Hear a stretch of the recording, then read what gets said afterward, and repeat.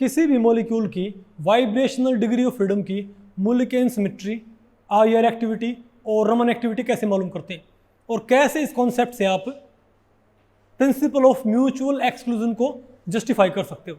नमस्ते, मेरा नाम मनदीप दलाल है और इस लेक्चर में हम इन्हीं प्रश्नों के उत्तर खोजने की कोशिश करेंगे।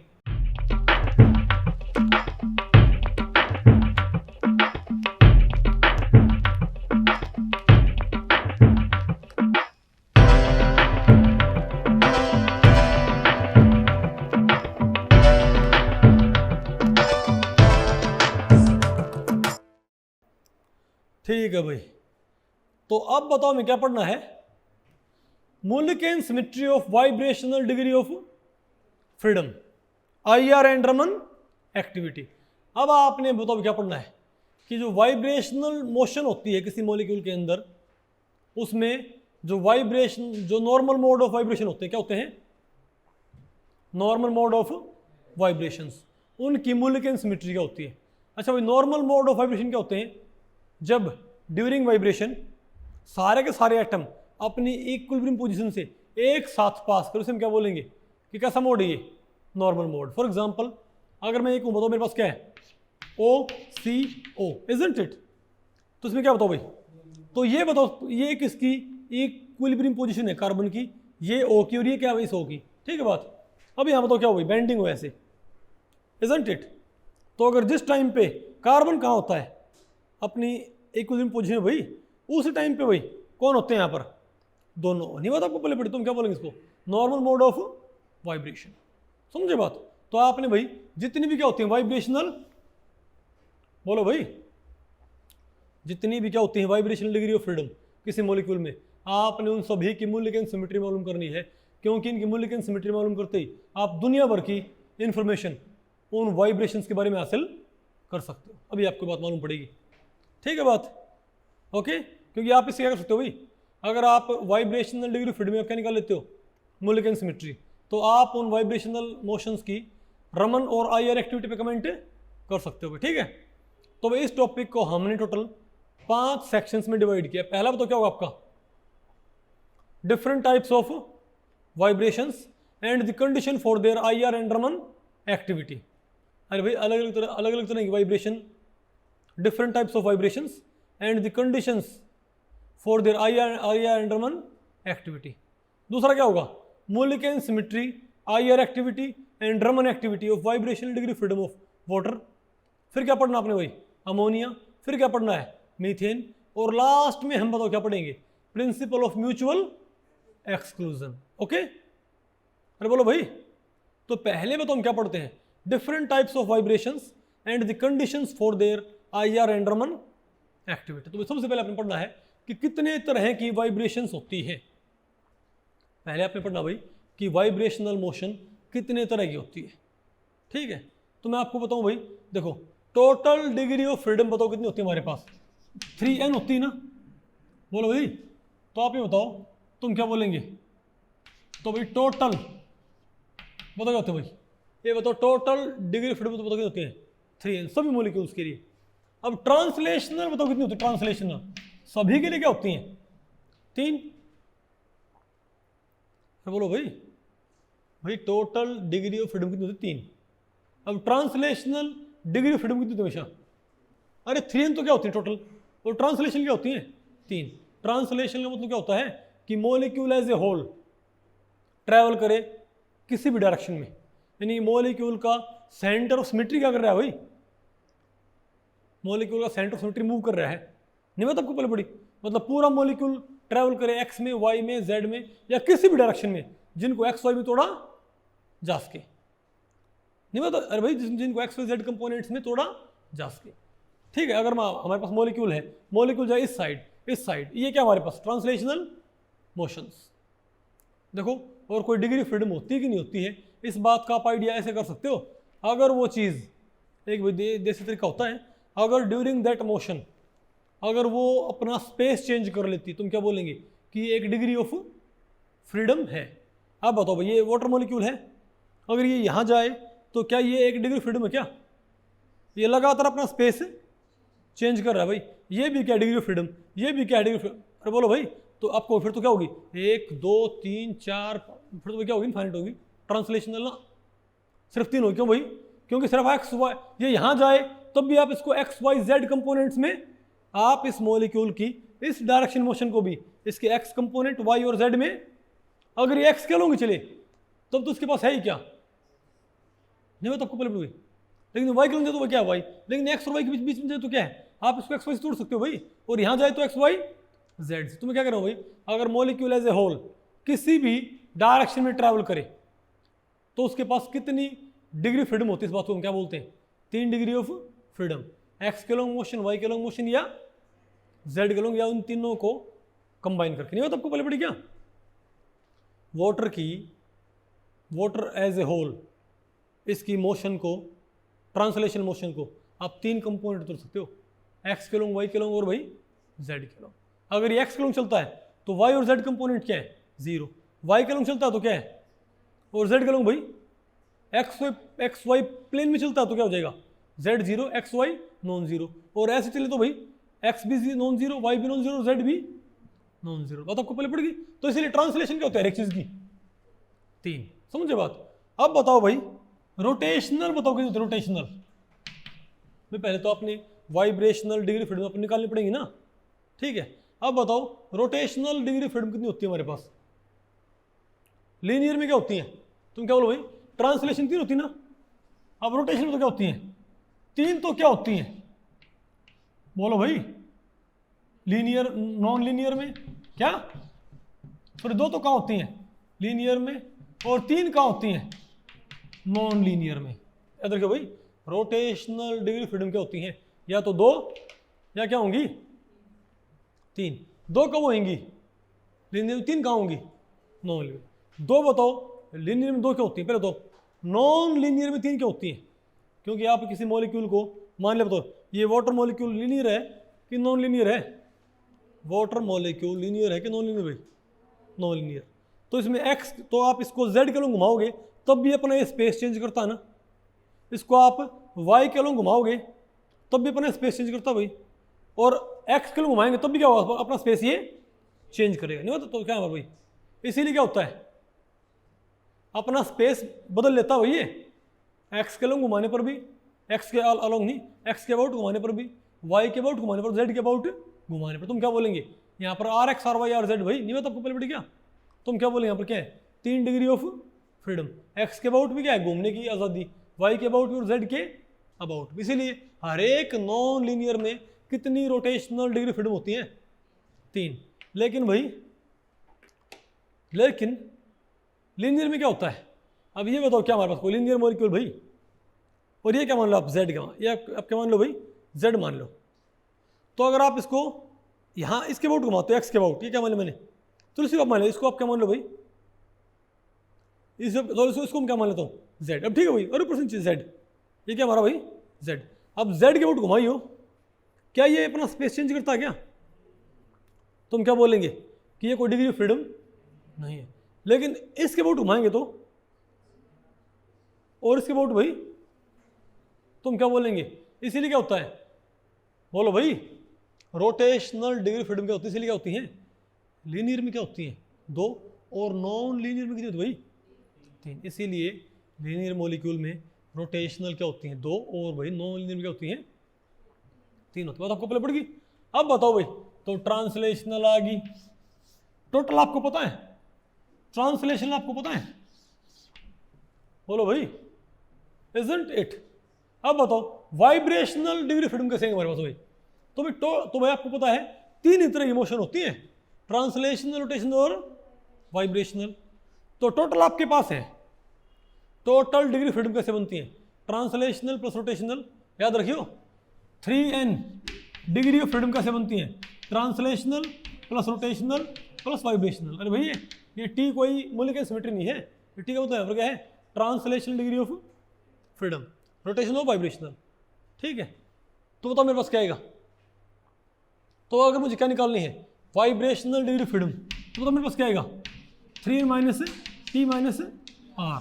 यानी अगर मैं टोटल में से, अगर आपने टोटल नंबर ऑफ जो क्या है डिग्री ऑफ फ्रीडम, और जो कि आपको निकालनी आती है ऑलरेडी, इजंट इट? तो अगर आप टोटल में सब क्या माइनस कर देते हो, रोटेशन जोड़ के, बोलो भाई, या तो ट्रांसलेशन भी रोटेशनल भी दोनों माइनस कर दो।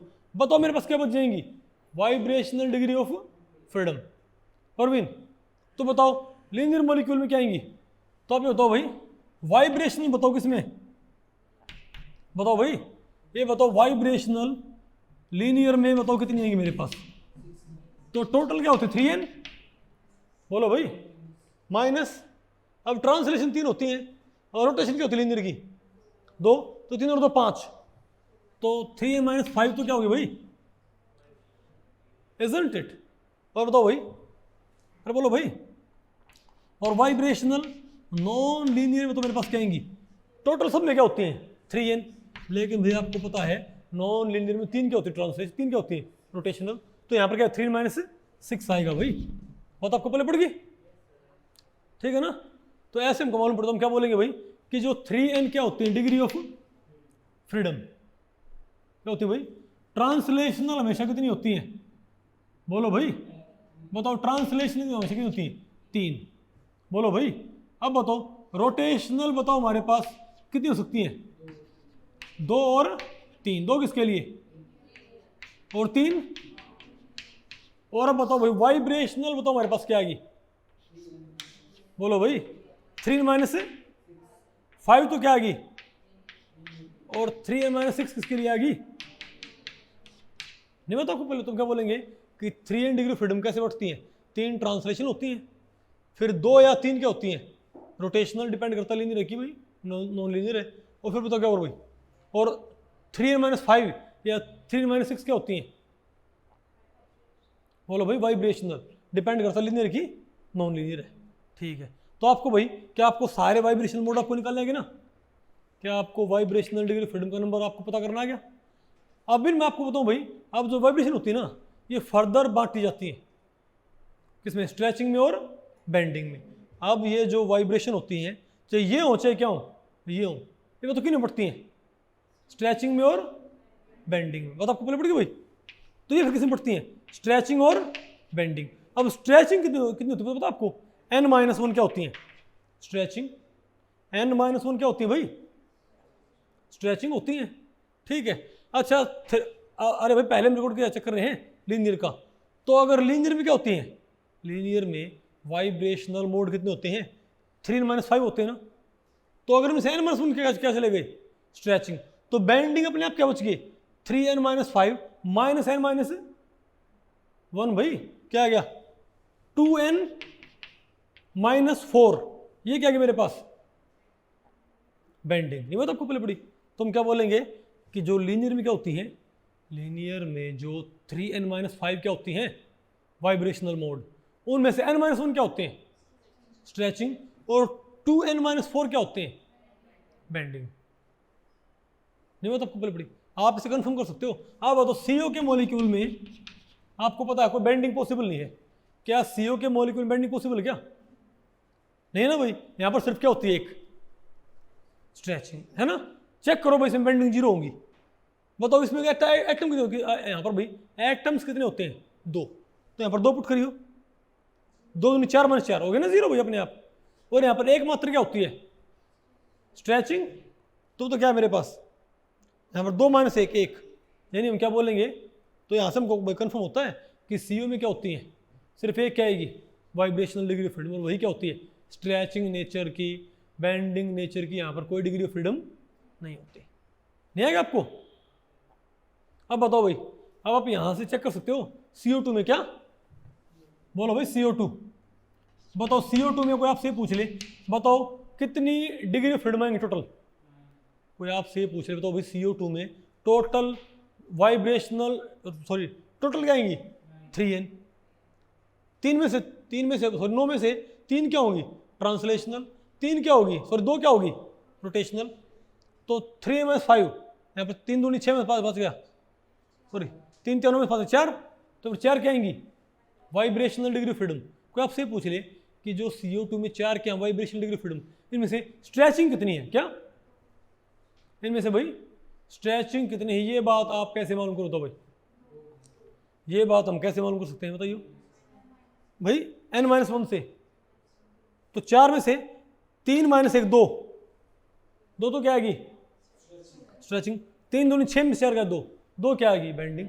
और ये वो तभी पता होगा ना आपको भाई, अरे भाई CO2 के मॉलिक्यूल में यहाँ पर कौन ऑक्सीजन, यहाँ पर कौन 2 कार्बन, यहाँ पर कौन 2 ऑक्सीजन, एक तो क्या होती है बोलो भाई सिमेट्रिक स्ट्रेच, और एक क्या होती है बताओ भाई एसिमेट्रिक स्ट्रेच, और क्या होती है बताओ भाई, एक बेंडिंग, और एक क्या होती है बेंडिंग, इजंट इट। अरे एक और भी हमको डांस मूव आ गया ना भाई, कुछ ना पले पड़े ना भाई, मान लिया कोई अरे कोई डांस फ्लोर पे खींच ले, और आपको पता ना जो इंट्रोवर्ट होते हैं भाई सबसे बड़ी दिक्कत आती है किसको भाई, जो मेरे जैसे क्या भाई इंट्रोवर्ट्स, समझे बात भाई, उनको बड़ी बड़ी परेशानी होती है। फिर और कुछ ना तो ऐसे ऐसे ये मूव बना दियो भाई, या क्या होता फिर वाटर, अरे वाटर वाला है ना, सबसे बेस्ट तो ये है। ओके तो ये रिकॉर्ड पूरा हो रहा है भाई, आगे ना क्वेश्चन में। अब मैं आपको बताऊँ सिमिलरली, अच्छा बताओ ये बताओ फिर क्या हमारे पास, लेकिन अगर मॉलिक्यूल कैसा हो, अगर मॉलिक्यूल कैसा हो बताओ भाई नॉन लीनियर, तब बताओ क्या है मेरे पास 3 माइनस 6 होएगा ना भाई, तो बताओ क्या आएगा।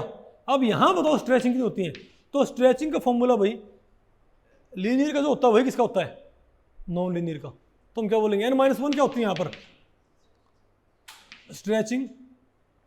तो अगर 3n-6 में से n-1 स्ट्रेचिंग गई तो बेंडिंग क्या बची भाई -5, तो यहां पर क्या होता है n-1 स्ट्रेचिंग 2n-4 क्या बेंडिंग, यहां पर n-1 स्ट्रेचिंग और 2n-5 क्या बेंडिंग, समझो।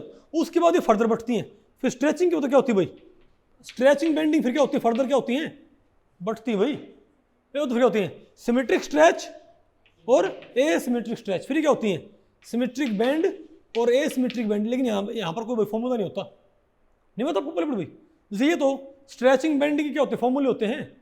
अब उसके बाद फर्दर क्या होता है क्लासिफिकेशन, लेकिन वो हम कैसे निकाल सकते हैं फॉर्मूले से, वो आपको बाकायदा भाई एनालाइज करना पड़ता है। लेकिन बताएंगे हम भाई कि n-1 जो क्या स्ट्रेचिंग ये क्या होती है सिमेट्रिक या एसिमेट्रिक, तो सारे बॉन्ड क्या हो एक साथ एक्सपेंड एक साथ कंप्रेस, तुम क्या बोलेंगे सिमेट्रिक। अगर कुछ बॉन्ड एक्सपेंड कुछ बॉन्ड क्या कंप्रेस, उस टाइम पे क्या बोलेंगे एसिमेट्रिक।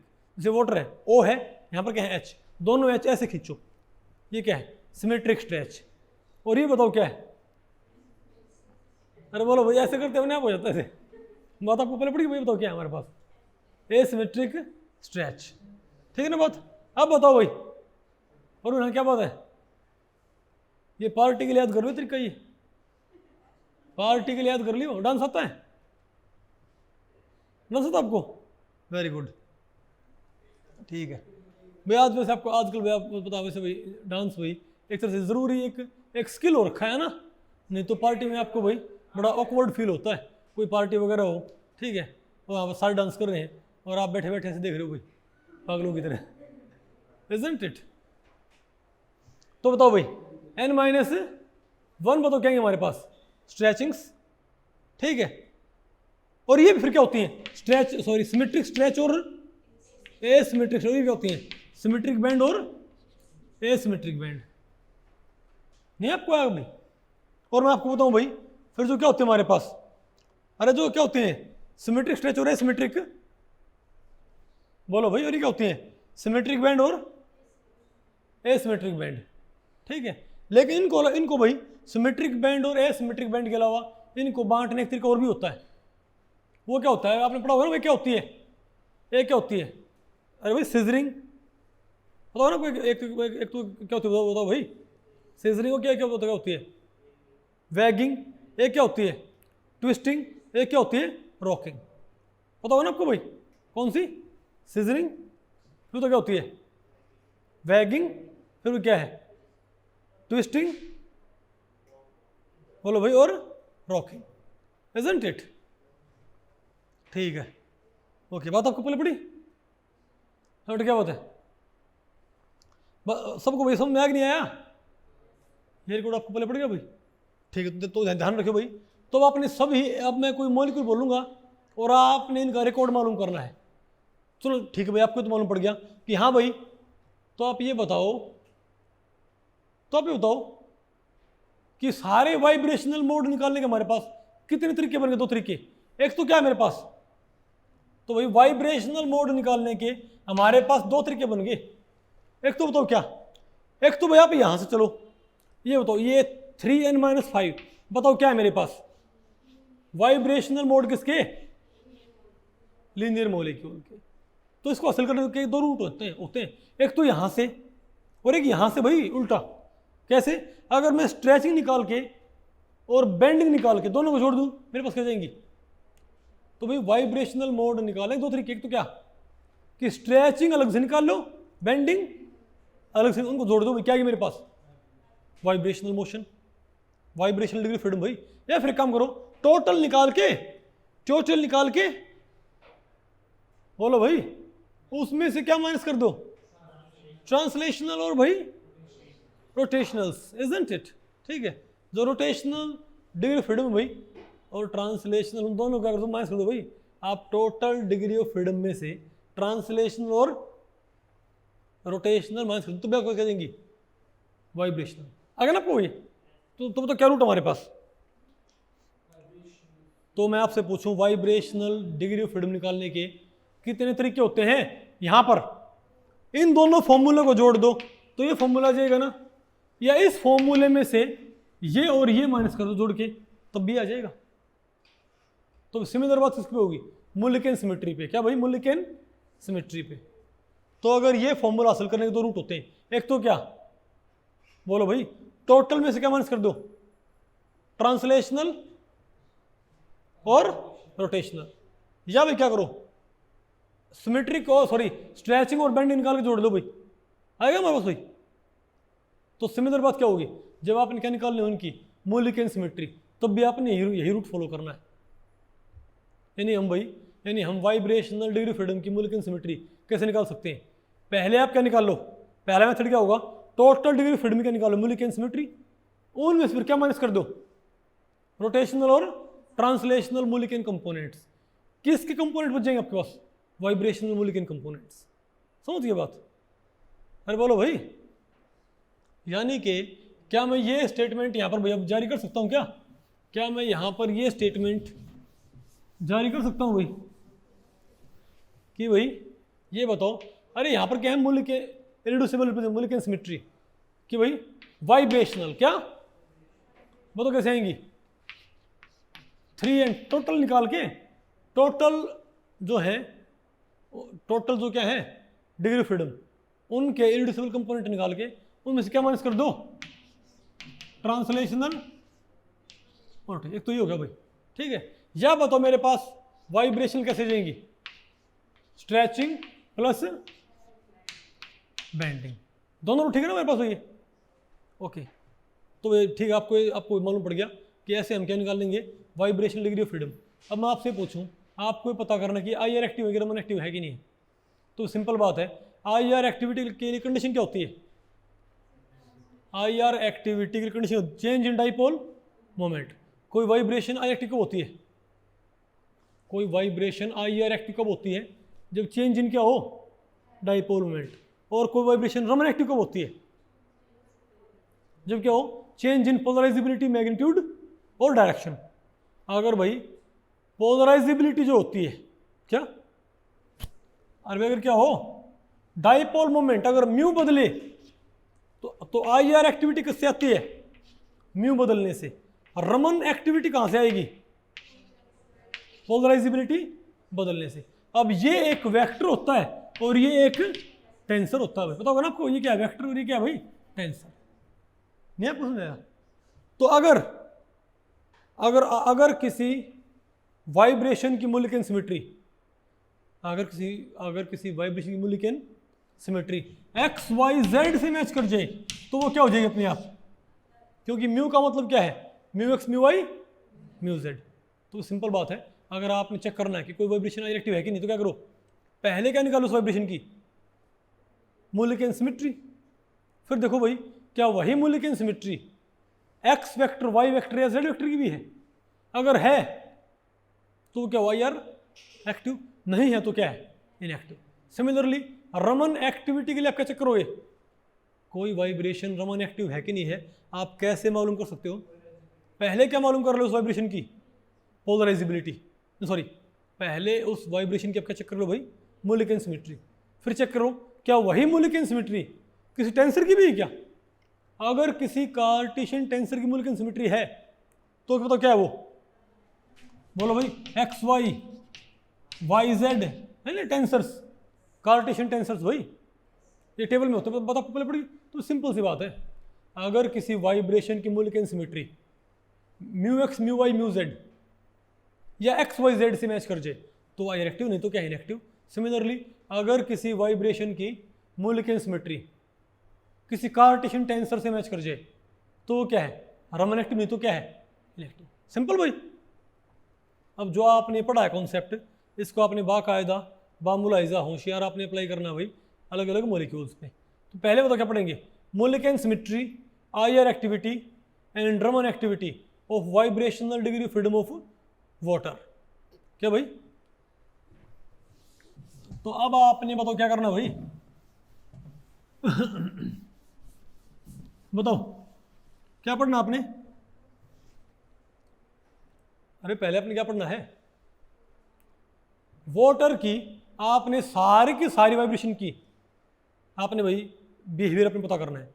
वाटर में जितनी भी क्या है वाइब्रेशंस, आपने उन सभी वाइब्रेशंस का रिकॉर्ड मालूम करना है कि कितनी, मैं आपसे पूछूं वाटर में कितनी वाइब्रेशन होती हैं, आप कहोगे आसान फॉर्मूला है नॉन लीनियर क्या मॉलिक्यूल। अरे बोलो भाई, तो 3 - 6 होंगी। आप कहोगे वाटर में एटम कितने, 3 3 3 9 - 6 3। आप कहोगे 3 यहाँ पर क्या है वाइब्रेशंस, 3 यहाँ पर क्या है भाई, आप यही तो बोलोगे 3 यहाँ पर क्या है वाइब्रेशंस, इजंट इट। अब बताओ इनमें से स्ट्रेचिंग कितनी है, बोलो भाई n-1 क्या हमारे पास हुई स्ट्रेचिंग, और 2n-4 क्या है, सॉरी 5 क्या हमारे पास बेंडिंग। तो 3 पुट कर दो, 3 - 1 2 क्या आई स्ट्रेचिंग, बोलो भाई। और बताओ भाई 3 दूनी 6, 1 मेरे पास क्या आई बेंडिंग। तुम क्या बोलेंगे कि वाटर में ये बताओ मेरे पास कितनी आई है 3, टोटल कितनी आई है 3, जिनमें 2 स्ट्रेचिंग और 1 क्या है बेंडिंग। मैं आपसे पूछूं कि वो तो दो स्ट्रेचिंग है वो आई एक्टिव है कि नहीं है, या बेंडिंग आगे एक्टिव है कि नहीं एक्टिव है। मुझे सारा रिकॉर्ड चाहिए कि इन 3 में से स्ट्रेचिंग की मोलिक्यूलर सिमेट्री क्या है, बेंडिंग की मोलिक्यूलर सिमेट्री क्या है, स्ट्रेचिंग एक्टिव है कि नहीं है, बेंडिंग एक्टिव है कि नहीं है, रमन एक्टिव कितनी है, आई एक्टिव कितनी है, सब कुछ रिकॉर्ड बताओ। आपको पहले पड़ी तो क्या करो बताओ भाई। तो आप ये बताओ, आपको पता है भाई, तो आपको पता है पहले आप क्या करो, पहले आप इसके तीनों जो क्या है वाइब्रेशन डिग्री फ्रीडम, तीनों आप क्या मालूम कर लो मोलिक्यूलर सिमेट्री। सबसे पहले आप क्या करो भाई, वाटर की तीनों वाइब्रेशंस की क्या मालूम कर लो मोलिक्यूलर सिमेट्री। इसके लिए बताओ क्या किया जाए, पहले आप क्या मालूम कर लो वाटर की टोटल। अब बताओ भाई, तो वाटर के लिए बताओ भाई लैम्डा टोटल बताओ क्या होंगे हमारे पास, बताओ 3n क्या होंगे हमारे पास भाई। वाटर की टोटल डिग्री ऑफ फ्रीडम की मोलिक्यूलर सिमेट्री आपने निकाली थी क्या निकाली, बताओ क्या थी भाई। तो मुझे याद है वाटर में क्या होती है 9 डिग्री ऑफ फ्रीडम। अरे वो 3 थी या 9, बताओ वाटर की 9 डिग्री ऑफ फ्रीडम की मोलिक्यूलर सिमेट्री क्या थी, 3 तो क्या थी A1 की है ना, एक क्या थी A2 की, 2 B1 और 3 B2, याद करो यही थी ना हमारे पास। तो हमको पता है कि टोटल डिग्री ऑफ फ्रीडम क्या होती है वाटर में 9, और 9 की मोलिक्यूलर सिमेट्री क्या होती है ये, या आपने कैसे मालूम की है। अरे भाई वाटर में हर एटम पे अपने क्या लगा दिए 3 वेक्टर, तो जो 9 वेक्टर थे उनको तैयार किया आपने, क्या उनसे आपने क्या बनाया रिड्यूसिबल रिप्रेजेंटेशन, उसको कंपोनेंट में तोड़ दिया। मेरे पास ये आ गया ना भाई, ये तो मेरे पास क्या आएगी, तो मेरे पास वाटर की 9 वाइब्रेशनल डिग्री फ्रीडम क्या है मोलिक्यूलर सिमेट्री।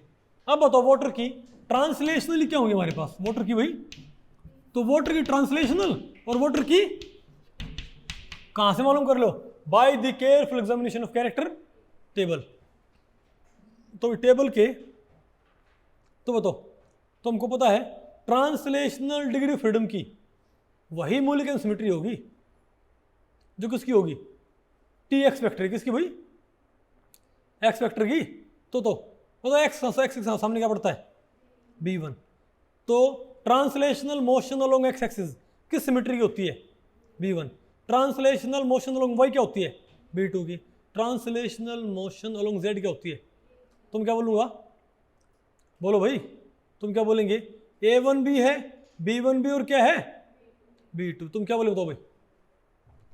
तो ट्रांसलेशनल डिग्री ऑफ फ्रीडम के मोलिक्यूलर कंपोनेंट क्या है? A1 plus B1 plus B2। अब बताओ भाई, रोटेशनल डिग्री ऑफ फ्रीडम की मोलिक्यूलर सिमेट्री क्या होगी? मैंने आपको पढ़ा रखा भाई, जो क्या होगी? रोटेशनल वेक्टर्स की। तो बताओ भाई, रोटेशनल वेक्टर्स की मोलिक्यूलर सिमेट्री क्या है? RZ क्या है? A2, RY की B1 और RX की B2। तुम क्या बोलेंगे? A2 B1 B2। तो तीनों रोटेशनल वेक्टर्स की, तो भाई तीनों रोटेशनल वेक्टर्स की मोलिक्यूलर सिमेट्री बताओ क्या है? A2 B1 B2। तो तीन रोटेशनल डिग्री ऑफ फ्रीडम की भी मोलिक्यूलर सिमेट्री क्या होंगी? A2 plus B1 plus B2, isn't it? तो बताओ भाई, हमारे पास अब वाइब्रेशन क्या आ गई? 3n minus. अरे भाई इसमें से क्या करो? टोटल में से क्या माइनस कर दो? ट्रांसलेशन और रोटेशनल। तो काम करो भाई, क्या लिखे बताओ भाई? तो क्या है मेरे पास? पहले लिखो इनको। तुम क्या बोलेंगे? 3A1 plus A2 plus 2B1 plus 3B2 minus A1 minus B1 minus B2 minus A2 minus B1 minus B2। तो भाई ये भी A1, तो 3A1 तो ये थे, एक A1 गया। A1 कितने बचे हमारे पास? तो बताओ मेरे पास क्या आया?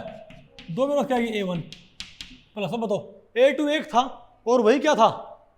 रोटेशनल सिमेट्री का। हमको ये मालूम पड़ गया भाई कि टोटल में हमारे पास क्या था? एक A2 था ना भाई, वो एक A2 वास्तव में किसको कौन सा होता है? रोटेशनल डिग्री फ्रीडम होती है भाई, वो गया ये भी। ठीक है, अब बताओ 2 B1 थे, एक B1 तो कहाँ गया? ट्रांसलेशन में। एक B1 क्या होता है? रोटेशन का। तो वाइब्रेशनल B1 क्या बचे? 0। अब बताओ B2, 3 B2 हैं, अब एक B2 कहाँ गया? ट्रांसलेशन में। एक B2 कहाँ गया? रोटेशन में। तो 2n प्लस B2। हमको ही मालूम पड़ गया भाई, तो हमको मालूम पड़ गया कि वाटर में क्या होती है? जो वाटर में जो क्या होती है भाई? वाइब्रेशन डिग्री ऑफ फ्रीडम होती है ना 3, उनकी मोलिक्यूलर सिमेट्री क्या होती है? 2 तो क्या होती है? A1 की, और एक क्या होती है? B2 की। आपको हो गए, लेकिन ये तो ना पता लगा नहीं। चलो पहले तो ये बात आपको पहले पड़ेगी क्या कि नहीं आपको? तुम क्या बोलेंगे? अरे भाई A1 B1 B2 तो क्या होती हैं? ट्रांसलेशनल की। A2 B1 B2 क्या होती हैं? रोटेशनल की। और 2A1 प्लस B2 क्या होती हैं? तो इनको आप जोड़ोगे ना, इसको तो अपने आप क्या जाएंगे? टोटल नहीं आएगा आपको ये? तो ऐसे हमने भाई तीनों की क्या निकाल ली? Vibration degree of freedom. आपको ना, हमको तो भाई दूसरा मेथड अप्लाई करना है। कौन सा मेथड भाई? भैया आप तो कह सकते हो कि हमको तो सेकंड मेथड अप्लाई करना है। वो तो सेकंड मेथड कौन सा होगा? स्ट्रेचिंग अलग से और बेंडिंग अलग से। तो भैया आप स्ट्रेचिंग अलग और बेंडिंग अलग निकाल के इनको जोड़ दो। पहले तो पहले मेथड से मेरे पास कौन सा आंसर आया है? पहले मेथड से मेरे पास वाइब्रेशनल डिग्री ऑफ फ्रीडम कौन से बताओ भाई? 2 A1 सिमेट्री की और एक B2 की। तो मेथड बदलने पर आंसर क्या बचे हमारा? सेम। तो भाई अब मेथड आप बदलो भाई। एक काम करो, बताओ मेथड आप कैसे चेंज कर सकते हो? हाउ बोलो भाई। पहले निकाला स्ट्रेचिंग, तो भाई सेकंड मेथड तो ये मैंने कैसे निकाला है? Total minus translation minus rotational. अब भाई मैं कैसे इनको मालूम कर सकता हूँ? बताओ भाई कैसे? Stretching plus bending. तो पहले निकालो स्ट्रेचिंग। अब स्ट्रेचिंग होती किसके लोग है?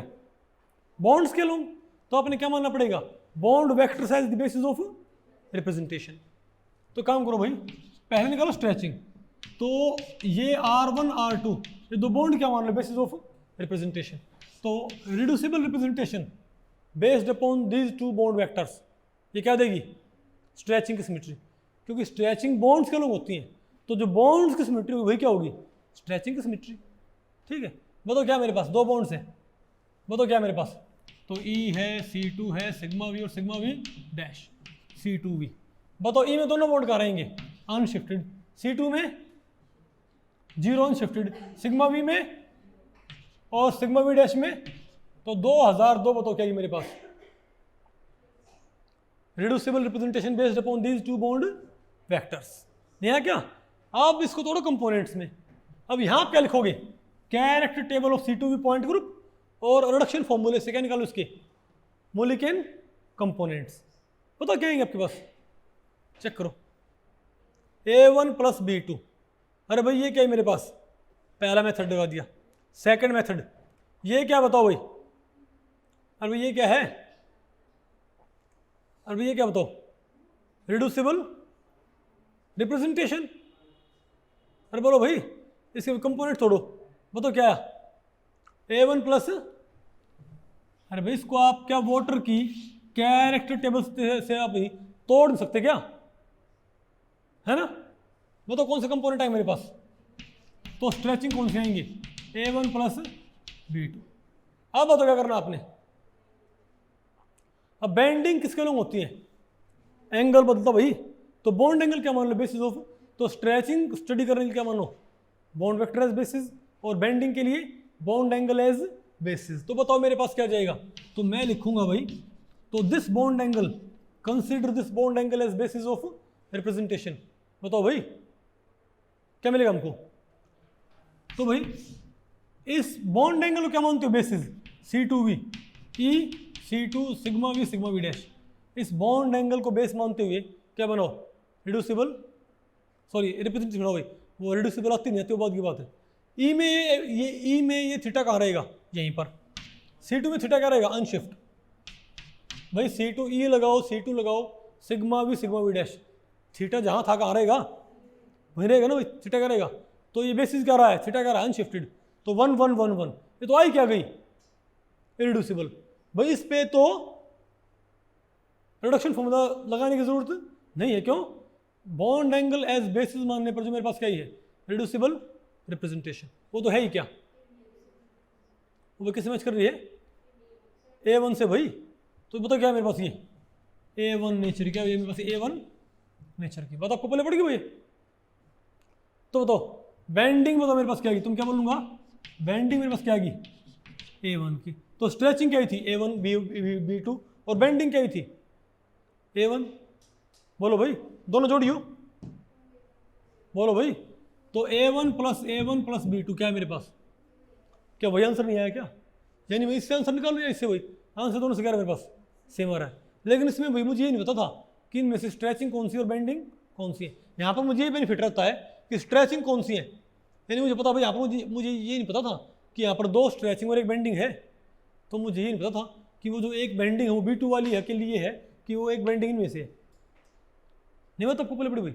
अब मुझे पता भाई वो बेंडिंग कौन सी है A1 की, यानी एकमात्र जो यहाँ पर क्या है बेंडिंग, वो तो क्या है कंप्लीटली सिमेट्रिक, क्या है कंप्लीटली सिमेट्रिक। और जो बताओ मेरे पास क्या है, बोलो भाई A1 और B2, ये दोनों क्या है मेरे पास स्ट्रेचिंग, यानी इन तीन में से एक A1 और एक B2 क्या है स्ट्रेचिंग, और एक A1 क्या है बेंडिंग। फिर आपको हमको फिर ये कैसे मालूम पड़ेगा कि सिमेट्रिक कौन सी, और अब आपको मालूम पड़ेगा कि स्ट्रेचिंग 2 है ना, एक स्ट्रेचिंग कौन सी है ये, और एक स्ट्रेचिंग क्या है B2 वाली। अब आपको क्या पता इनमें सिमेट्री का कौन सा सिंबल है और एसिमेट्री का कौन सा सिंबल है भाई। तो एक तरह मान सकते हो भाई A1 के कैरेक्टर सारे तो क्या होते हैं 1 1 1 1, तो होना हो सिमेट्रिक स्ट्रेचिंग कौन सी है, तो एसिमेट्रिक अपने आप कौन सी बच गई B2। तो सिंपल सी बात है, आपको तो मालूम पड़ गया। तो इस मेथड से फायदा क्या है, इस मेथड से दिक्कत क्या होती है, आपको सारी वाइब्रेशनल डिग्री ऑफ फ्रीडम क्या मालूम पड़ जाएगी, मोलिकेन सिमेट्री, लेकिन आपको ये मालूम नहीं पड़ेगा कि उनमें स्ट्रेचिंग कौन सी और बेंडिंग कौन सी। इससे भी आपके पास क्या आएगा, total degree of total vibration mode आएंगे ना भाई। लेकिन यहाँ पर आपको ये मालूम होता है कि स्ट्रेचिंग कौन से और वाइब्रेशनल कंपोनेंट कौन से, सॉरी स्ट्रेचिंग कंपोनेंट कौन से और बेंडिंग कंपोनेंट कौन से, नहीं तो आपको पहले बड़ी। और थोड़ा आइडिया फिर आपको इसका भी होता है कि उनमें से सिमेट्रिक स्ट्रेच कौन सी और भाई एसिमेट्रिक जो A1 से मैच करे वो क्या है, जो ना मैच करे वो क्या है, नहीं बात आपको पहले पड़ी क्या। अरे बोलो भाई जो किसी मैच करे, तो यहां पर हमको पता लग गया भाई कि यहां पर जो क्या थी, यहां पर जो क्या थी भाई बेंडिंग थी एकमात्र, वो क्या है, सिमेट्रिक। यहाँ पर दो क्या थी, दो स्ट्रेचिंग, उनमें से A1 वाली कौन सी है, एक कौन सी, एक क्या है उनमें से, सिमेट्रिक स्ट्रेच A1 सिमेट्री वाली, और एक क्या है, एसिमेट्रिक। तो आपसे को पूछ ले कि वाटर में जो ये बार ये क्वेश्चन भी गेट में आया हुआ है, ये पूछ लिया कि वाटर में जो क्या होती है, एसिमेट्रिक स्ट्रेच क्या होती है वाटर में, उसकी मूल्य सिमेट्री क्या होती है, बोलो भाई, A2 B1 या B2 कौन सी होती है, B2। बात आपको पहले पड़ गई भाई, नहीं आएगा आपको, और आप भूल भी जाओ तो भाई एक तरीका और भी होता है इसको पता करने का, आप मॉलिक्यूल को नहीं है ड्यूरिंग एसिमेट्रिक स्ट्रेच या सिमेट्रिक स्ट्रेच, उसको आप क्या कर दो भाई, फ्रीज कर दो। आपने किसी एसिमेट्रिक स्ट्रेच की अपनी क्या निकालनी है, सिमेट्री, डायरेक्टली, ऐसे नहीं, कैसे भाई, डायरेक्टली। एक काम करो भाई, उसको आप क्या करो, एसिमेट्रिक स्ट्रेच को फ्रीज कर दो मॉलिक्यूल को, ठीक है। तो अगर मैं आप बताओ भाई, अगर मैंने H2O को फ्रीज कर दिया ड्यूरिंग एसिमेट्रिक स्ट्रेच, एक बॉन्ड कंप्रेस, एक बॉन्ड क्या रखा है, एक्सपेंड, तो जब ये बॉन्ड इसी तरह आपको नजर आए तो +1, उल्टे हो जाए तो क्या हो जाएगा, -1। तो बताओ ई में ये बॉन्ड कैसे नजर आएंगे आपको, ई में लॉन्गर बॉन्ड ये रहेगा और शॉर्टर बॉन्ड वही रहेगा ना भाई, ये दोनों बेसिस नहीं माने हैं, ये एक ही बेस माना। अब इस ऐसी शेप को आपने क्या मानना है, एक बेस, इस शेप को मैंने आपने क्या मान लिया, अब एक, अगर ये शेप ऐसी हो जाए तो +1, ये शेप उल्टी हो जाए क्या हो जाएगा, -1। बताओ ई में ये शेप कैसे हो जाएगी, ऐसी रहेगी ना, मतलब मॉलिक्यूल को आप एसिमेट्रिक स्ट्रेच में हाइपोथेटिकली फ्रीज कर लो, हो गया ना फ्रीज भाई। फिर काम कर दो भाई, बताओ ई में क्या होगा, यहीं पर आ जाएगा +1। अब C2 में क्या हो, C2 में शेप क्या हो जाए, उल्टी हो भाई, ये लॉन्गर बॉन्ड यहाँ नहीं पहुंच जाएगा क्या, तो -1। और सिग्मा भी वही, सिग्मा भी में shorter bond side, longer bond side, shape कैसे हो जाएगी, क्या ये शेप ऐसी नहीं जाएगी क्या, तो -1, और भाई सिग्मा भी में +1। तो 1 -1 -1 ये वैसे भी किसके कैरेक्टर है, ये 1 -1 किसके होते हैं, B2 के नहीं होते क्या, चेक करो भाई, पता लगा आपको ये, तो आप ऐसे मालूम कर सकते हो, ठीक है।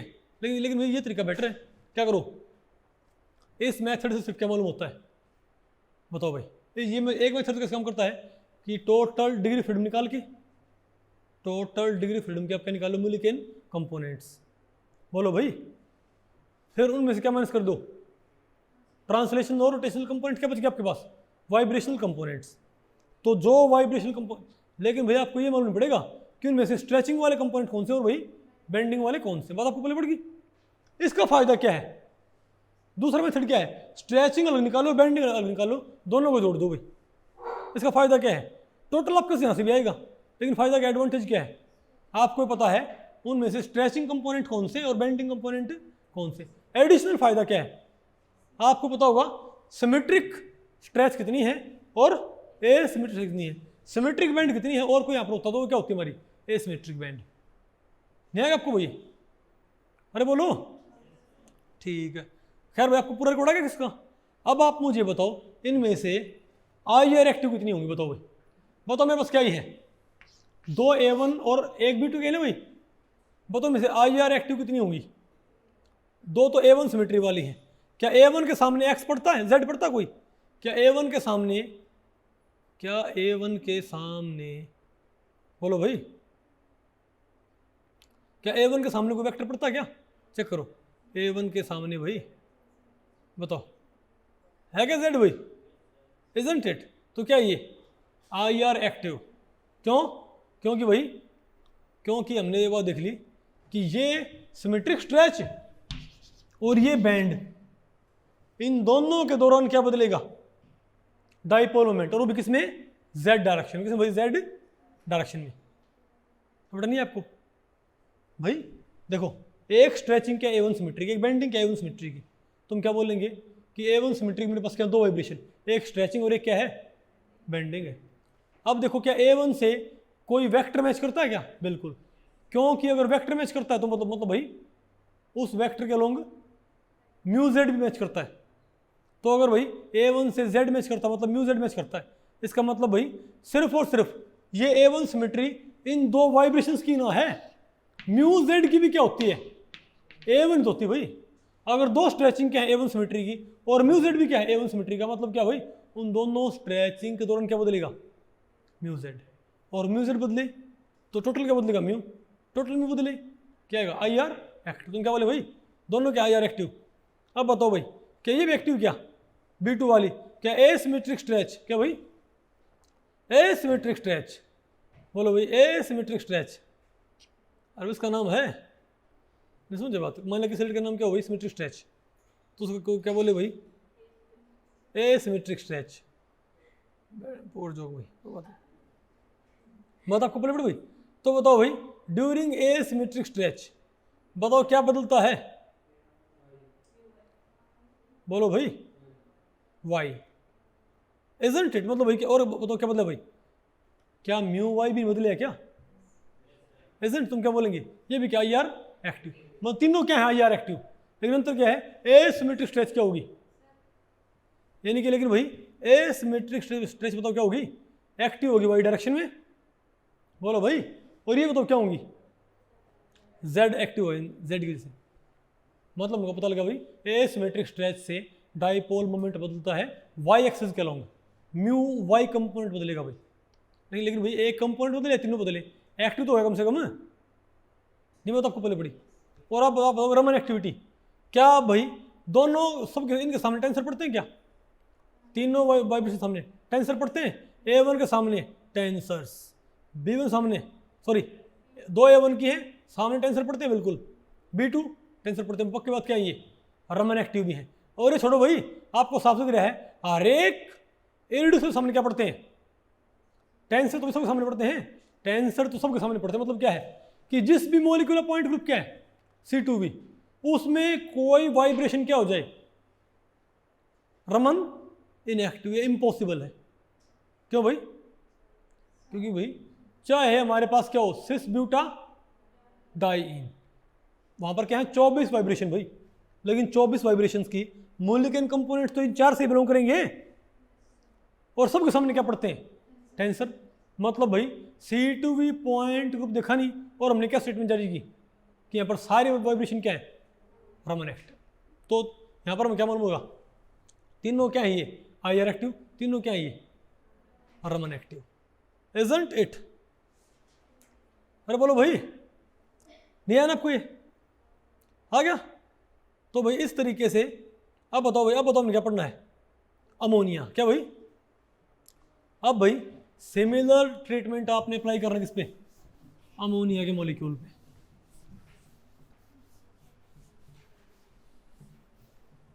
अब भाई सिमिलर ट्रीटमेंट आपने अप्लाई करना कहां पर भाई, अमोनिया के मॉलिक्यूल पे। बताओ कैसे आएगा, हम क्या बोलेंगे, अमोनिया के मॉलिक्यूल में कितने टोटल यहां पर भाई कितनी डिग्री फ्रीडम होंगी परवीन, क्या होते 3n, तो यहां पर एक्टिव होंगे 4, तो 12 यहां पर क्या डिग्री ऑफ फ्रीडम। तो पहले मेथड से, तो पहले आप भाई अब दोनों 12 में से तीन क्या होंगी ट्रांसलेशनल, 3 क्या होंगी रोटेशनल, और वाइब्रेशन क्या आएंगी 12 में से 3 और 3 6 क्या आएंगी वाइब्रेशन। इनका रिकॉर्ड निकालो भाई, लेकिन आपको तो पता है 3 ट्रांसलेशनल, 3 रोटेशनल, 6 वाइब्रेशनल, उनके आपको मोलिक्यूलर सिमेट्री तो मालूम नहीं है भाई, उनकी मोलिक्यूलर सिमेट्री मालूम करो। बताओ क्या आएगा मेरे पास, बोलो भाई इनकी मोलिक्यूलर सिमेट्री कैसे मालूम करोगे, बताओ कैसे, हाउ मैं पहला मेथड वो काम कैसे करता है, पहले क्या निकालो बताओ भाई, अरे भाई पहले कैसे आएगा हमारे पास आंसर, बताओ वाइब्रेशनल, बताओ कैसे निकालनी है, 3n टोटल निकाल के ट्रांसलेशनल और रोटेशनल घटा दो भाई, है ना। तो टोटल कैसे आएंगे बताओ भाई, बताओ अमोनिया के मॉलिक्यूल में, अमोनिया के मॉलिक्यूल भाई टोटल कैसे आएंगी, C3V ना पॉइंट ग्रुप, तुम क्या बोलेंगे E2C3 और 3 सिग्मा भी। बताओ अमोनिया के मॉलिक्यूल में पहले क्या निकालो, अरे नहीं पहले बताओ, अरे टोटल आपने निकाल तो रखी है, तो बताओ भाई इसमें टोटल आई कितनी थी, बताओ अमोनिया में टोटल भाई कितनी थी, बताओ याद करो भाई, क्या थी A1 प्लस E, आपने भाई सोल्व की थी A1 plus E plus T1 plus 3 T2। तो हमको पता है, अरे भाई आप अमोनिया में हर एटम पे 3 वेक्टर लगा के उन 12 बेसिस को क्या मान के उन 12 वेक्टर्स को क्या मान के degree of sorry basis of representation क्या निकालो, रिड्यूसिबल कंपोनेंट छोड़ो भाई। तो बताओ मेरे पास ये क्या थे, मेरे पास क्या था, A1 था, 2A1 हो,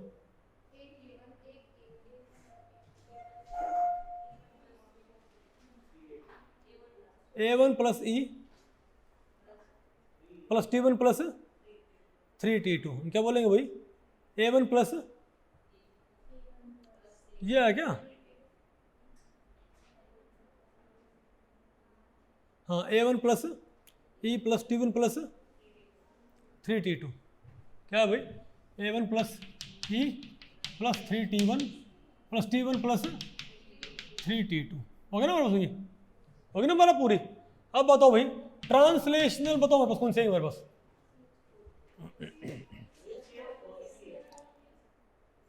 रसीस फुर्गा के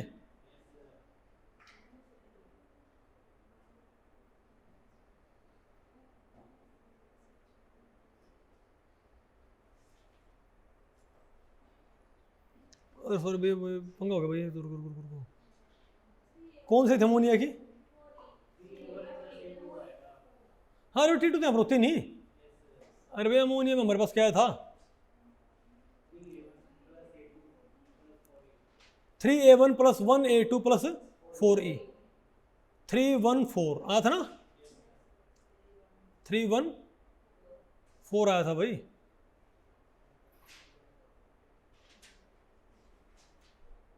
ये गलत है यहाँ पर, ठीक है, अरे उसकी लिखी हुई है, ठीक है, क्या था हमारे पास 314 क्या है बताओ, अरे भाई 3A1 plus A2 plus 4E। अब बताओ ट्रांसलेशन तो कैसे हैं, ट्रांसलेशनल बताओ, bye the careful examination of character table, अरे यहाँ पर ये गलती यहाँ भी हो रही है, CH4 वाली, ये पंगा क्या हो गया भाई,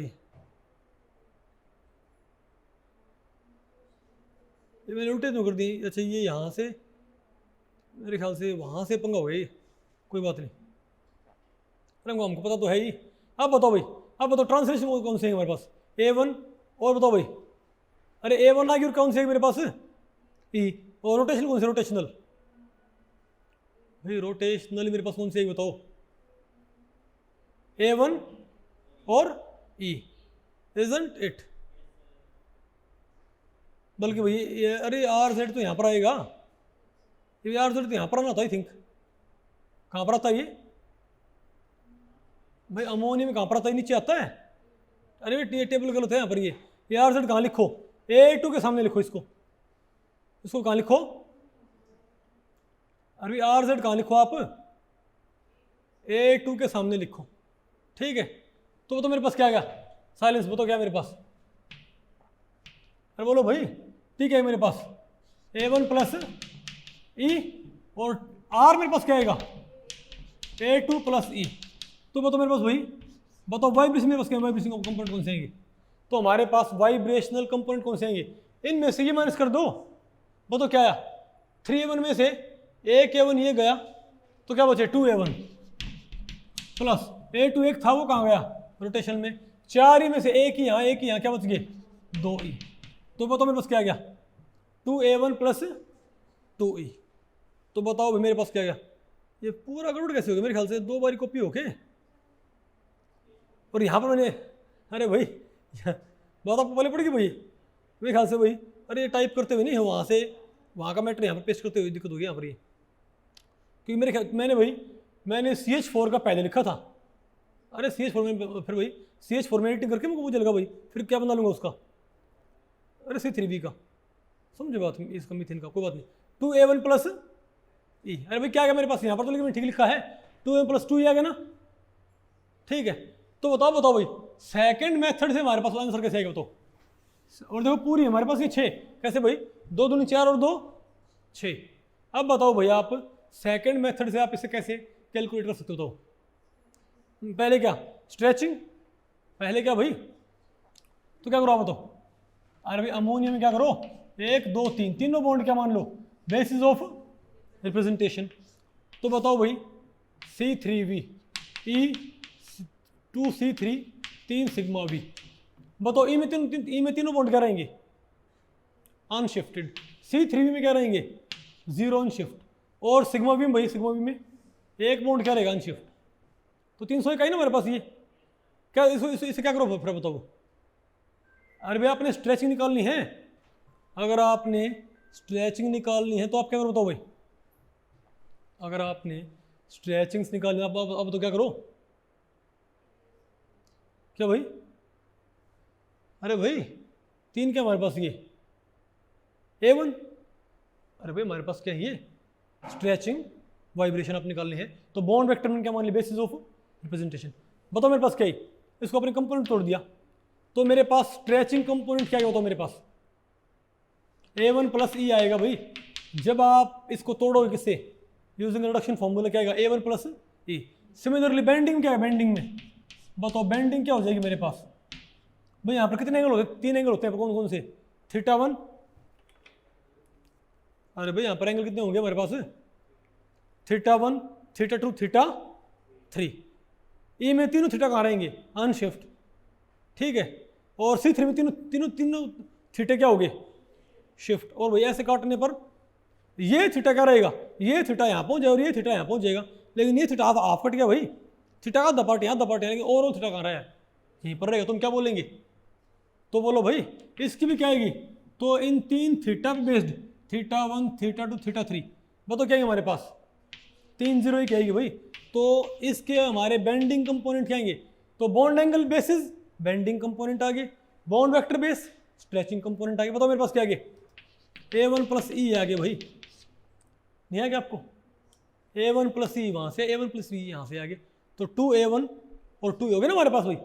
तो मुझे पता है भाई इनमें से क्या है, तो मेरे पास क्या है? इनमें से एक A1 क्या है? स्ट्रेचिंग, और एक 2E क्या है? स्ट्रेचिंग। और एक A1 बेंडिंग, और एक A1 2E क्या है? बेंडिंग। नहीं आ गया आपको भैया? अरे बोलो। तो ये A1 तो यहाँ पर क्या है? Symmetric stretch. और ये E क्या है? Asymmetric band. और ये A1 क्या है? सिमेट्रिक, सॉरी ये क्या है? Symmetric stretch, asymmetric stretch, symmetric band, asymmetric band. नहीं आ गया आपको भाई? सारा रिकॉर्ड हमारे पास आ रहा है। अब कोई आपसे पूछे इनमें से एक्टिव कितनी आई यार, और रमन एक्टिव कितनी बताओ, तो बताओ। तो 4 तो हमारे पास क्या है? A। अरे बोलो भाई। तो अब बताओ भाई A1 के सामने क्या पढ़ते हैं? Z पढ़ता है क्या? अरे C3V में तो क्या होंगे? IR active. तो A1 वाली वाइब्रेशन क्या A1 वाली ये और A1 वाली ये एक्टिव होंगे भाई। क्यों? क्योंकि म्यू Z बदलेगा, इजंट इट? और बताओ भाई, और E वाली देखिए, E वाली ये भी क्यों भाई? यानी अमोनिया में क्या सारी क्या होती है? IR active. और भाई E के साथ कौन बदलेगा? म्यू Y और म्यू X। और भाई A1 वालों के साथ म्यू Z। और भाई रमन एक्टिविटी, अरे भाई A1 और E वाली तो हैं। अरे भाई यहाँ पर तो क्या है? 6 वाइब्रेशन, उनमें से 4 तो क्या है? ई सिमेट्री की, और 2 क्या है? A1 की। तो A1 और E के सामने वेक्टरी पढ़ते हैं और टेंसरी। तुम क्या बोलेंगे? अमोनिया की सारी वाइब्रेशन क्या है? IR एक्टिव भी और रमन एक्टिव भी। बात खत्म भाई। नहीं आना आपको ये? अरे बोलो भाई। अब बताओ आपने क्या पढ़ना है? Molecular symmetry, IR activity and Raman activity of vibrational degree of freedom of CH4। अब आपने भाई सेम बात अप्लाई करनी किसके ऊपर भाई? CH4 के मॉलिक्यूल पे। भाई ये जरूरी इसलिए है क्योंकि यहाँ से हम एक पॉइंट प्रूव करेंगे। क्या? यहाँ से आपने क्या करना है? एक पॉइंट प्रूव करना है। ओके। तो आप ये बताओ कि मीथेन के अंदर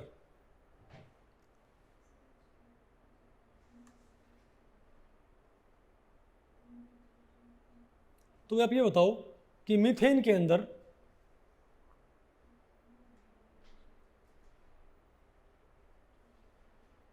आप ये बताओ भाई कि मीथेन के अंदर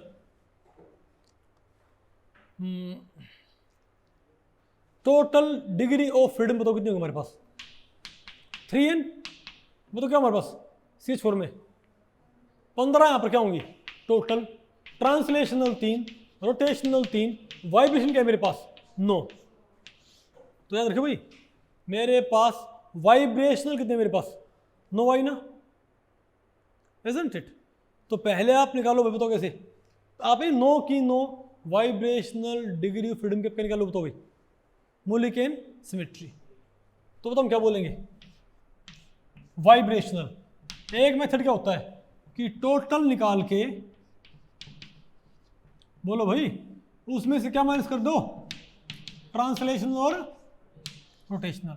तो बताओ भाई CH4 की टोटल डिग्री ऑफ फ्रीडम तो कौन सी थी हमारे पास, A1 plus E plus,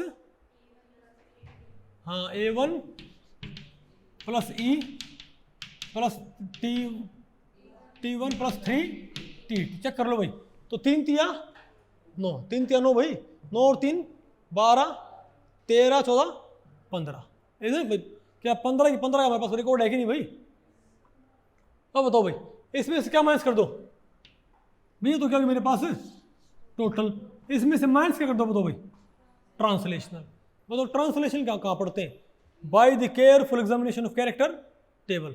XYZ कहाँ पढ़ते हैं, T2 के सामने, तो हम क्या बोलेंगे, माइनस T2, मतलब ट्रांसलेशनल भाई, और माइनस, अब तो रोटेशन के सामने कौन पढ़ते हैं, बोलो भाई, RX RY कहाँ पढ़ते हैं, T1। तो मुझे बताओ भाई 3 जो ट्रांसलेशन वो क्या है, T2 सिमेट्री की, 3 क्या है जो रोटेशन वो क्या है, T1 सिमेट्री की। तो ये क्या है, टोटल डिग्री ऑफ फ्रीडम, ये क्या है ट्रांसलेशन, ये क्या है रोटेशनल। तो मेरे पास वाइब्रेशनल कंपोनेंट्स, बताओ मेरे पास क्या बचे भाई, A1 प्लस ई,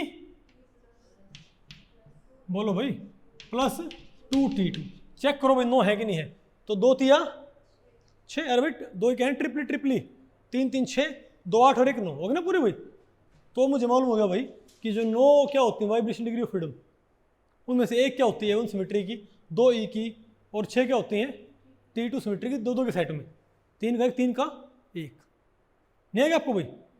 लेकिन सेकंड मेथड आप यहाँ पर अप्लाई करो, क्या भाई सेकंड मेथड। अब बताओ भाई सेकंड मेथड क्या होता है, अरे भाई मेन मेथड से हमेशा आंसर आपका क्या आएगा, ठीक आएगा, ठीक है। सेकंड मेथड के बारे क्या होता है भाई, हल्का फुल्का आंसर गलत दे सकता है, तो उसको अपने रिफाइन करना पड़ेगा फिर, ठीक है।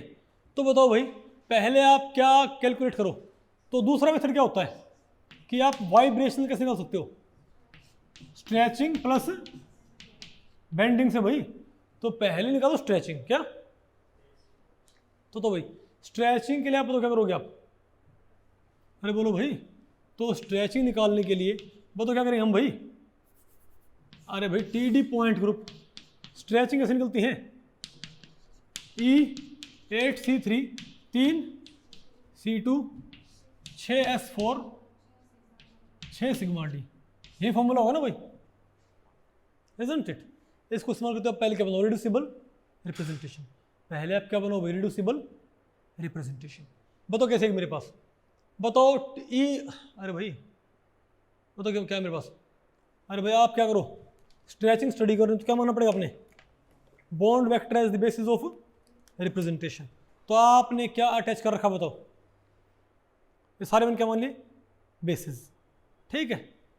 अरे बोलो, तो बताओ भाई मेरे पास स्ट्रेचिंग कितनी होनी चाहिए बताओ भाई, 2n माइनस सॉरी n-1 क्या होती है स्ट्रेचिंग, n-1 क्या होती है भाई, कितने टर्म यहाँ पर, तो मेरे पास स्ट्रेचिंग n कितनी चाहिए, 4, मेरे पास 4 कितनी चाहिए भाई, स्ट्रेचिंग होनी चाहिए ना। तो 4 बताओ स्ट्रेचिंग, बताओ कैसे कौन कौन से हैं हमारे पास, बोलो भाई। तो बताओ ई में क्या होगा, चारों बॉन्ड क्या रहेंगे, अनशिफ्ट। C3 में पूजा, C3 में तो क्या होगा, सिर्फ ये बॉन्ड क्या रहेगा, अनशिफ्ट। C2 में 0 बॉन्ड अनशिफ्ट। S4 में सब घूम गए भाई, तो घुमा के रिफ्लेक्ट करना है, 0 और सिग्मा D में भाई, बोलो भाई 2। तो 4 1 0 0 2। अब इसको आप TD की टेबल और रिडक्शन फॉर्मूला, कंपोनेंट तोड़ दोगे भाई, पता है कंपोनेंट क्या है इसके, A1 plus T2, A1 plus, और कंफर्म कर ले भाई सारा कोड सही आया है, बताओ भाई A1 प्लस T2, 3 और 1 4, 4 ही आनी थी, 4 ही आई है, एक A2 की, एक A1 की, 3 T2 की, एक A1 की, 3 T2 की। रिकॉर्ड पूरा हो गया भाई, ठीक है। अब देखो भाई बेंडिंग वाइब्रेशंस, क्या भाई बताओ बताओ बेंडिंग कैसे आएंगी? अरे भाई सिमिलरली आप बताओ क्या करते हो भाई? अरे आपने अब क्या मान लेना है भाई, अब आपने क्या मान लेना है? बॉन्ड एंगल, बेंडिंग आप कैसे निकालोगे? Bond angle as basis of representation. तो बॉन्ड एंगल क्या मान लिया? बेसिस ऑफ रिप्रेजेंटेशन भाई, ठीक है। और क्या करें तो भाई? अरे भाई बॉन्ड एंगल मान के पहले तो भाई पहले तो बेंडिंग होती कितनी है? ये कितनी होती थी? n-1 से आती है, तो ये क्या आती है? 2n-5 से आती ना भाई ये। तो बेंडिंग आने कितनी चाहिए बताओ भाई? 5 आनी चाहिए ना भाई, तो 5 आनी चाहिए ये, ठीक है। तो अपने क्या मान लेना? Bond angle, 1 angle, 2 angle, 3 angle, 4, 5 और 6। बताओ ई में 6 के 6 एंगल क्या रहेंगे? अरे भाई ई में 6 के 6 एंगल क्या रहेंगे? नहीं है ना आपको? अरे भाई ई में 6 के 6 एंगल क्या रहेंगे? अनशिफ्ट। C3 में बताओ क्या? C3 में ये एंगल यहाँ, ये एंगल यहाँ, ये सारे एंगल क्या हो गए आपस में? शिफ्ट। क्या बोलेंगे? 0। ऐसे अपन को मतलब मालूम कर लो आराम से भाई। फिर जो हमारे पास क्या, ये पूरी क्या तैयार कर लो? रिड्यूसिबल कंपोनेंट तोड़ दो। पता कंपोनेंट क्या है आपके पास? A1 प्लस E प्लस, तो बॉन्ड एंगल बेस्ड क्या आएगी बताओ? बॉन्ड एंगल बेस्ड क्या आएगी? अरे भाई बॉन्ड एंगल बेस्ड क्या आएगी? A1 plus E plus T2 क्या आएगी भाई? A1 plus E plus T2। आने कितनी थी? 5 आई कितनी बताओ? 3 और 2 5 और 1 6। आने कितनी थी? 5 भाई। मतलब भाई कौन सी एक्स्ट्रा है? ये तो एक्स्ट्रा हो सकती है, क्योंकि ये ट्राई मैंने तो क्या हो जाएंगी? 4 हो जाएंगी भाई। ये ट्राई तो क्या हो जाएंगी? 3। मतलब कौन सी एक्स्ट्रा यहाँ से हमको पता लग रहा है? A1। इसको बोलते हैं रिडंडेंट रिप्रेजेंटेशन। क्या बोलते हैं इसको भाई? ये खाम खा गई। क्यों? क्योंकि आपने 6 बॉन्ड एंगल क्या माने? Basis of representation. लेकिन 6 के 6 बॉन्ड आपस में क्या नहीं होते? इंडिपेंडेंट नहीं होते भाई। 5 बॉन्ड आपने फिक्स कर दिए, छठा बॉन्ड एंगल क्या है? 5 बॉन्ड एंगल आपने फिक्स कर दिए, छठा बॉन्ड एंगल क्या है भाई? ऑटोमेटिकली क्या है? फिक्स है भाई। 5 बॉन्ड एंगल आप चेंज कर सकते हो अपनी मर्जी से, लेकिन छठा बॉन्ड एंगल आप अपनी मर्जी से चेंज नहीं कर सकते, इजंट इट? तो भाई यहाँ पर तो हमने क्या माने थे? 6 bond angle basis of representation भाई।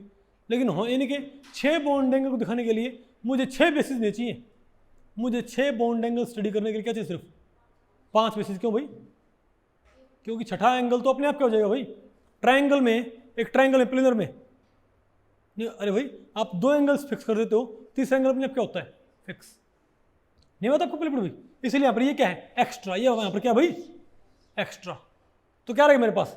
A1 plus T2 E plus T2, 3 और 2 5 5, 3 और 1 4 4 होगी पूरी भाई। अब बताओ भाई, अब बताओ यहाँ से मेरे पास अब तो क्या टोटल? तो भाई तो वहाँ पर टोटल क्या था? ये आया था ना A1 plus E plus T2।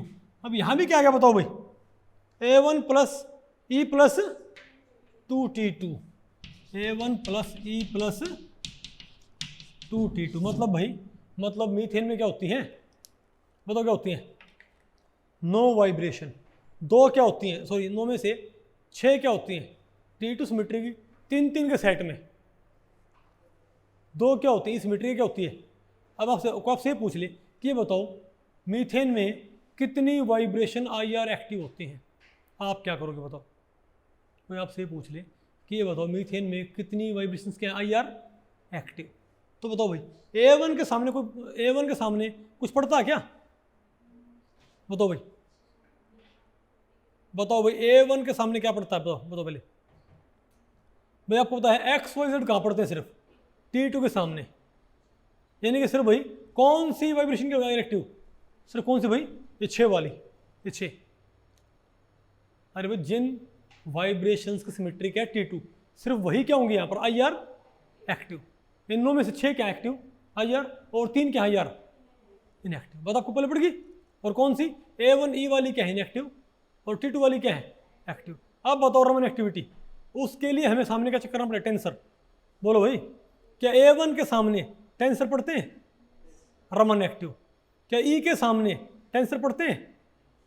बिल्कुल, रमन एक्टिव। क्या T2 के सामने टेंसर पढ़ते हैं? तो हम क्या बोलेंगे भाई कि मीथेन में जो क्या होती है, नो वाइब्रेशन, उनमें से, तो हम क्या बोलेंगे, मीथेन में जो क्या है, नो वाइब्रेशंस, उनमें से बताओ, उनमें से क्या है? 6 यहाँ पर क्या है, IR एक्टिव, ठीक है। और भाई 2 यहाँ पर क्या है, IR, 3 क्या IR इनएक्टिव। लेकिन रमन एक्टिव क्या, सारी की सारी। आसान है मुश्किल भाई? कितना एफिशिएंट मेथड है, नहीं आ गया आपको?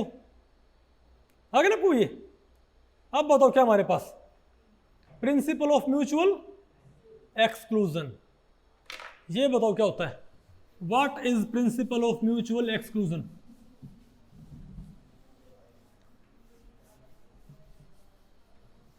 आप मुझे बताओ, साइलेंस। आप एक बात देखोगे भाई, एक बात है एक्सपेरिमेंटली, CO2 लो आप, क्या भाई, CO2, तो CO2 में कितनी वाइब्रेशन होगी बताओ? एक तो क्या होगी, सिमेट्रिक स्ट्रेच, एक क्या होगी, बोलो भाई, एसिमेट्रिक स्ट्रेच, एक बताओ क्या होगी, अरे बोलो भाई, बेंडिंग, ये वाली, और एक क्या होगी, ये वाली बेंडिंग। प्लस माइनस, इसका मतलब क्या है, इसका मतलब ये नहीं है प्लस का, ये इसका मतलब क्या है, सॉरी नहीं, प्लस प्लस माइनस, इसका मतलब क्या बताओ भाई, जब O ऊपर आते हैं, अगर प्लस का मतलब क्या भाई, O ऊपर आते हैं तो C वहां जाता है, C साइड आएगा तो, अरे भाई नहीं पता आपको, बड़ी प्लस माइनस मैंने इनको ऐसे मूवमेंट दिखाई है, नहीं है आपको? तो 4 ना वाइब्रेशन। ये क्या है, सिमेट्रिक। सिमेट्रिक कौन कौन सी है, ये वाली और ये वाली और ये वाली, 3 क्या है सिमेट्रिक। ये क्या बताओ भाई, एसिमेट्रिक, है ना? क्या CO2 में सेंटर ऑफ सिमेट्री होता है क्या? होता है ना भाई। तो जब आप IR रेंज स्वीप करते हो, क्या भाई, जब आप इसके ऊपर क्या स्वीप करते हो, IR रेंज, तो ये भी एब्जॉर्ब करती है और ये भी एब्जॉर्ब करती है और ये भी एब्जॉर्ब करती है भाई, सॉरी नहीं, ये एब्जॉर्ब नहीं करेगी IR में, ये तो क्या हो गया, IR में क्या होगी, अरे भाई ये क्या हमारे पास सिमेट्रिक स्ट्रेच, और ये क्या हमारे पास, सिमेट्रिक बैंड्स, इजंट इट? और ये एक हमारे पास एसिमेट्रिक स्ट्रेच। मतलब बात ये है कि IR में ये तीनों क्या करते हैं, तो IR में एब्जॉर्ब करती है, ये वाली और, तो भाई फर्स्ट, सेकंड, थर्ड, फोर्थ, तो सेकंड, थर्ड, फोर्थ, तो IR रमन, क्या भाई, इनमें तो होता है, ये क्या होता है, डायरेक्ट एब्जॉर्प्शन, ये क्या होता है, स्कैटरिंग के थ्रू एब्जॉर्प्शन, आपको पढ़ाएंगे स्पेक्ट्रम में, ठीक है। IR में पता है पहली वाइब्रेशन सिर्फ कहाँ बैंड देती है, बताओ भाई, रमन में, नहीं समझे बात भाई? और 2, 3, 4 कहाँ आती हैं, बोलो भाई, IR में।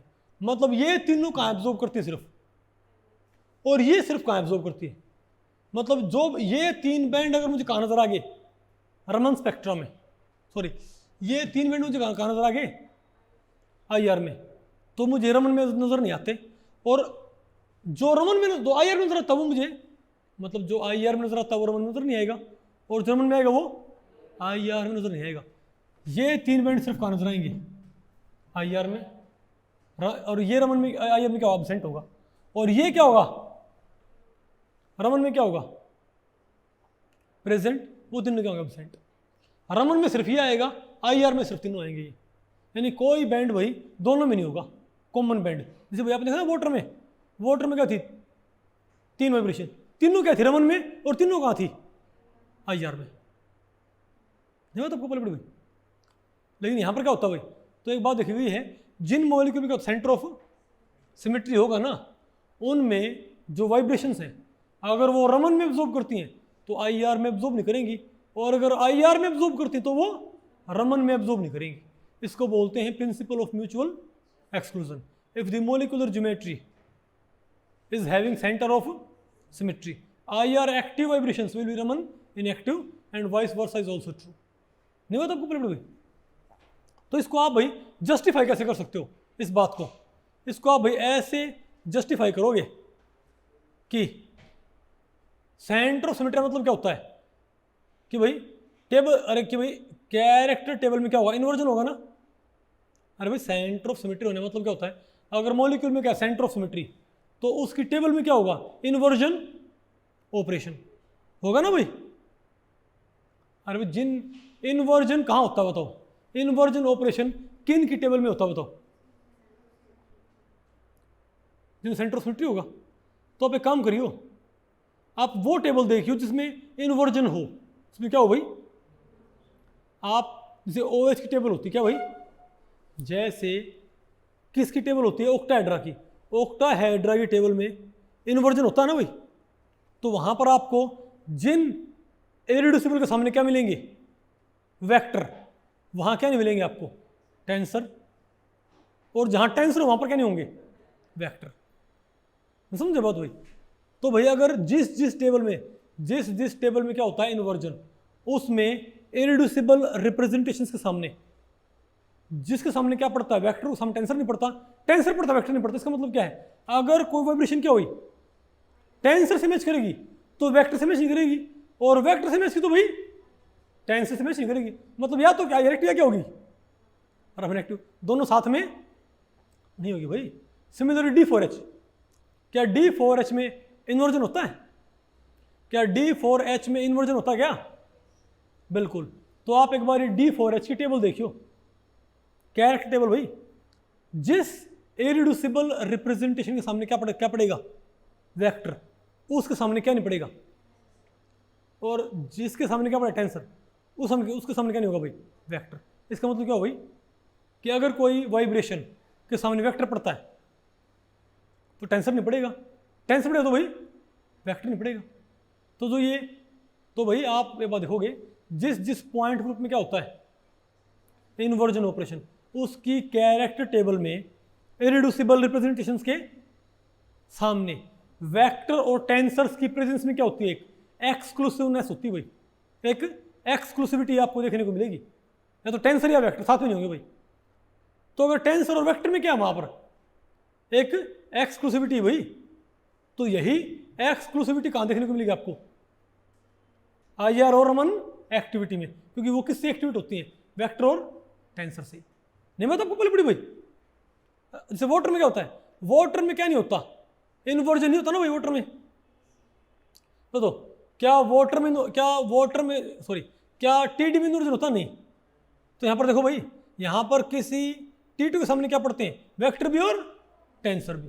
यहां पर कोई जरूरी नहीं है, नहीं होता आपको पहले पड़ी भाई। यानी अगर कोई वाइब्रेशन कहां से मैच करेगी T2 से, तो वो क्या होगी, IR भी और रमन भी। लेकिन अगर भाई इसकी वजह यहाँ पर कौन सी टेबल हो, किसी इन्वर्जन ऑपरेशन वाले पॉइंट ग्रुप की टेबल हो, तो भाई जिस इरिड्यूसिबल के सामने क्या पड़ेंगे, वेक्टर्स, उसके सामने टेंसर नहीं पड़ेंगे, और जिसके सामने टेंसर पड़ेंगे, सॉरी उस सामने भाई वेक्टर नहीं पड़ेंगे। बात आपको पहले पड़ेगी भाई। इसलिए क्या होता है, म्यूचुअल एक्सक्लूसिवनेस। नहीं आ गया आपको भाई। अब बताओ, क्वेश्चन नेट में आया हुआ है दिसंबर 2014 में भाई।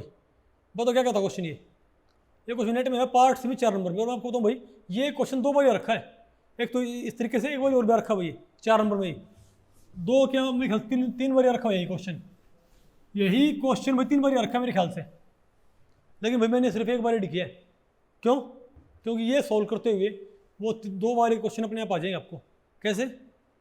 ये कहता भाई, character table of C2V point group is given below. यहां बताओ भाई टेबल किसकी है, C2V पॉइंट ग्रुप की। फिर कहता है, in cis butadiene molecule the vibrational modes क्या belonging to A2 IR inactive. भाई तो हमको भी नजर आ रहा है भाई, A2 के सामने क्या नहीं पड़ते, XOZ, तो क्या हुआ इनएक्टिव, इसको बताने की जरूरत नहीं थी। ठीक है। फिर क्या बोलता है, the remaining IR active modes are.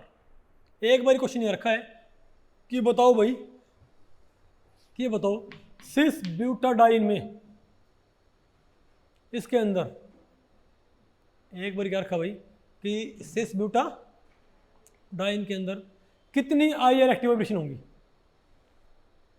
Answer होगा 20। कितना होगा भाई? 20। और एक बार क्या रखा है कि इसके अंदर कितनी IR एक्टिव, सॉरी कितनी नहीं, इसके अंदर IR एक्टिव वाइब्रेशंस की मूल्यकेन सिमेट्री क्या होगी, जो भी दे रखा भाई। यहाँ पर क्या पूछ रखा है? सिस ब्यूटाडाइन की IR एक्टिव वाइब्रेशंस की मूल्यकेन सिमेट्री। भाई यहाँ पर क्या पूछ रखा है? सिस ब्यूटाडाइन की IR एक्टिव वाइब्रेशंस की मूल्यकेन सिमेट्री। एक बार क्या पूछ रखा है? सिर्फ नंबर। एक बार सिर्फ क्या पूछ रहा है भाई? नंबर पूछ रखा है। तो दोनों ही केसेस में आपने सेम अप्रोच लगानी है, दोनों के आंसर आएंगे। दोनों क्वेश्चन भी 4 नंबर रखें। अरे पार्ट सी में तो भाई टेबल दे रखी है। अरे टेबल दे रखी क्या? अरे क्या टेबल गिवन है क्या? नहीं है क्या? तो बताओ भाई इसको आप कैसे सॉल्व करोगे? बताओ भाई, हाउ कैसे? आप क्या बोलोगे भाई? काम करो, ऐसे केसेस में मैं आपको बताऊं भाई, जो सिर्फ क्या पूछ रखा हो कि कितनी IR एक्टिव कितनी IR इनएक्टिव, तो आप वाइब्रेशनल मोड्स के मूल्यकेन कंपोनेंट कैसे निकाला करो? पहले मेथड से। अरे टोटल माइनस ट्रांसलेशन माइनस, जब तक वो स्पेशली किसकी बात ना करे, स्ट्रेचिंग और बेंडिंग की, या सिमेट्रिक और एसिमेट्रिक की, तब तक आपने तो सिंपली क्या करना है? पहला मेथड। ठीक है बात? तो बताओ भाई, तो आप ये बताओ यहाँ पर कौन है? P C2 सिग्मा V और सिग्मा V डैश। तो बताओ भाई सिस ब्यूटाडाइन की टोटल डिग्री ऑफ फ्रीडम निकालो पहले। क्या? तो अगर मैं क्या करूं तो इसकी वाइब्रेशन कैसे आएंगी? बताओ भाई। अरे भाई कैसे आएंगी? टोटल निकाल के क्या माइनस कर दो? रोटेशनल। ठीक है बात? तो पहले निकालो टोटल। तो बताओ भाई इसकी टोटल डिग्री ऑफ फ्रीडम तो कैसे आएंगे हमारे पास? हाउ पहले क्या करो भाई? Reducible representation based upon total degree of freedom. उसके लिए क्या आएगा भाई? पहले निकालो ट्रेस। बताओ इसमें कितने एटम है? 1 2 3 4। अरे भाई 1 2 3 4 और 6 10। यहाँ पर क्या 10 क्या है? एटम्स। नहीं क्या 10 एटम क्या रहेंगे? बताओ ई में, सिस ब्यूटाडाइन में। अरे भाई सिस ब्यूटाडाइन, ये फ्रेम इसका। Okay, carbon carbon carbon carbon carbon, ऊपर से क्या है? Z axis. C2 भाई बताओ सारे के सारे क्या रहेंगे एटम? ई में क्या होगा? सारे भाई 10 एटम क्या रहेंगे? अनशिफ्ट। C2 में क्या रहेगा? सारे एटम क्या हो गए? शिफ्ट। आप बताओ सिग्मा में क्या हो गई? 0। और सिग्मा V डैश में भाई आप इसको ऐसे काटियो 10 अनशिफ्ट। आ गया ना? अब ई का क्या होता है कैरेक्टर? +3 -1 1 1। क्या गया मेरे पास? 30 0 0 10। अरे भाई 30 0 0 10 आगे। ये क्या गया मेरे पास? ये क्या गया भाई? Reducible representation based upon total degree of freedom. अब क्या करो? अब यहां पर क्या लिखो? Character table C2V। बताओ क्या आया? बोलो भाई। A1 A2 B1 B2 1 1 1 1 1 1 -1 -1 1 -1 1 -1 1 -1 -1। पता करो A1 कितने हैं? तो आपको पता करना भाई कि सिस ब्यूटाडाइन के अंदर बताओ क्या है हमारे पास? टोटल क्या है मेरे पास? 30। अरे भाई 3n क्या होते हैं? टोटल होती हैं। तो क्या मेरे पास n कितना है? 10। 30 क्या है मेरे पास टोटल? ट्रांसलेशन कितनी होगी? 3। रोटेशन क्या होगी मेरे पास? 3। वाइब्रेशन क्या है मेरे पास? 24। क्या है भाई? 24। अरे भाई 3n - 6, 10 एटम भाई यहाँ पर। 10 या 30 -6 4 24 यहाँ पर क्या है टोटल? लेकिन भाई मुझे ये नहीं पता इनमें से, इन 24 में से भाई IR एक्टिव कितनी है और IR भाई इनएक्टिव कितनी है? Isn't it? बताओ इसके लिए आपको बताओ भाई क्या करना पड़ेगा? बताओ। तो इस C2V के लिए आप इसको भाई, ये क्या है? रिड्यूसिबल। ये क्या हमारे पास? इरिड्यूसिबल। तो G1 1 1 1 GRI। बताओ क्या है मेरे पास? अरे भाई GRI। भाई रिडक्शन फॉर्मूला क्या होता है? बताओ। Summation 1/h। नंबर कैसे आएगा किसी कंपोनेंट का?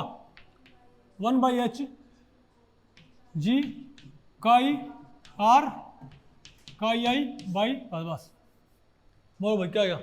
तो G R I 3, G R I 0, G R I और sorry G R I 30, G R I 0, G R I 0, G R I तो 30 तो भाई 40, 40 बटे 4 कितना है मेरे पास? 10। 10 क्या आ गया मेरे पास? A1 isn't it? अब आओ तो A2 वाले, A2 निकालो। अब क्या आएगा भैया? तो ये तो 0 भाई यहाँ पर, तो क्या आएगा? -10 हो जाएगा, -10 तो 30। अरे भाई जी आर आई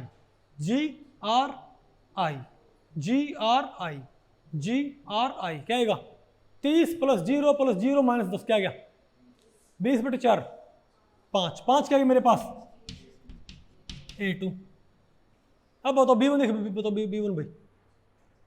अरे भाई बताओ जी आर आई 0, जी आर आई फिर से -10, 10 + 0 + 0 -10 20 बटे 4 5 क्या आएगी? B1 5 क्या है भाई? B1। अब बताओ भाई जी आर आई, बोलो भाई। अब क्या मेरे पास भाई? इसमें क्या है भाई? 30 + 0 + 0 + 10 आएगा भाई। क्या है मेरे पास? 10 क्या है मेरे पास? B2 भाई। चेक करिए हमारी 10 और 5 15, 5 20 और 10 30 हो गई ना 30 पूरी।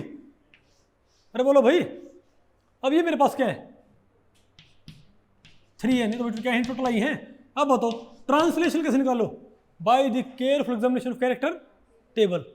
बताओ कौन सी है भाई? पहले आप निकालो वाइब्रेशनल, ये तो आपका क्या ही है? टोटल आई भाई। अब बताओ ट्रांसलेशन कौन कौन सी बताओ भाई? A1 वाली, B1 और B2। तो ट्रांसलेशनल है एक तो क्या है? A1 + B1 + B2। और बताओ रोटेशनल क्या है? A2 + B2। अरे भाई RX RY RZ वाली। अब ये क्या है? अब बताओ भाई वाइब्रेशन मेरे पास क्या बच गई? बोलो भाई। तो मेरे पास तो ये कहां पुट कर दो? यहां। ये कहां पुट कर दो? यहां। और ये यहां पर। तो A1 एक थी गई भाई। 9 क्या बच गई मेरे पास? A1 9 A1 प्लस 5 A2 थी, कोई A2 गई, एक A2 गई, 4 बच गई A2। 4 क्या मेरे पास? A2 प्लस एक B1 है, एक B1 है, 3 क्या बच गई मेरे पास 5 में से? B1 प्लस 8 क्या बच गई? B2। आ गया मेरे कोड मेरे पास। अब ये बताओ भाई, तो देखो भाई यहाँ पर क्या थी वाइब्रेशन? 24। चेक करो, बोलो भाई। 9 और 4 13 और 3 16 और 8 24 है ना भाई। अब 24 में से A2 से कौन सी बिलोंग करती? क्यों भाई? क्योंकि जो A2 के सामने क्या नहीं पड़ता? वेक्टर नहीं पड़ता भाई। तो क्या होंगे यार? इनएक्टिव। अरे भाई जो A2 के सामने होंगी वो क्या होंगे यार? इनएक्टिव होंगी भाई। तो बताओ क्या है मेरे पास? तो हम क्या बोलेंगे भाई? A2 के सामने वाली क्या होंगी? इनएक्टिव। तो बताओ हम क्या बोलेंगे? तो भाई उन 24 में से 4 A2 क्या गई? इनएक्टिव होगी ना। तो 20 क्या बच गई मेरे पास? एक्टिव। एक बार ही पूछ रखा है, बताओ IR एक्टिव कितनी होंगी? 20 21 24 19। ये आंसर भाई 20 कैसे मालूम पड़ा भाई? 24 की हमने क्या निकाली? Molecular symmetry. 4 किससे बिलोंग करती मिल गई? A2 से। तो अपने आप क्या बची? 20 क्या बची? एक्टिव। एक बार ये पूछ रहे 4 नंबर पार्ट सी में। एक बार ये पूछ ले भाई कि जो एक्टिव है क्या बताओ उनके मोलिक्यूलर कंपोनेंट बताओ क्या है मेरे पास? 9A1 3B1 8B2। कौन सा ऑप्शन है? 9A1 3B1 8B2। तो भाई इस लेक्चर में इतना ही।